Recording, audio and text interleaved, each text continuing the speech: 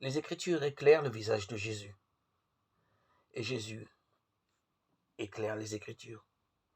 En lui, elles trouvent leur pleine compréhension. Pour les lecteurs de l'évangéliste Matthieu, de Paul et des autres, elles sont le langage de référence. Plus que cela, elles sont le terreau dans lequel leur foi est enracinée. Elles sont donc le lieu de vérification obligée de la foi nouvelle, annoncée par les disciples. Si Jésus accomplit les Écritures, la promesse de Dieu est donc fondée et la foi en est puissamment éclairée.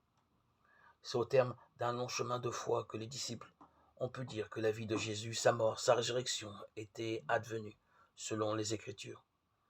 Une telle parole est en effet un acte de foi que l'on voit se déployer dans tout le Nouveau Testament et de façon éclatante dans l'évangile de Matthieu, de même que dans les lettres de Paul. Elle invite le lecteur, lui aussi, à la foi, à réentendre les Écritures de façon neuve et à s'en nourrir. Pour découvrir plus profondément qui est Jésus, penser, comme on le dit parfois, que les évangiles se liraient mieux sans l'Ancien Testament serait une erreur, condamnée, qui nous empêcherait réellement d'avancer. Ce serait affirmer que l'on peut trouver des fruits sur un arbre sans racines.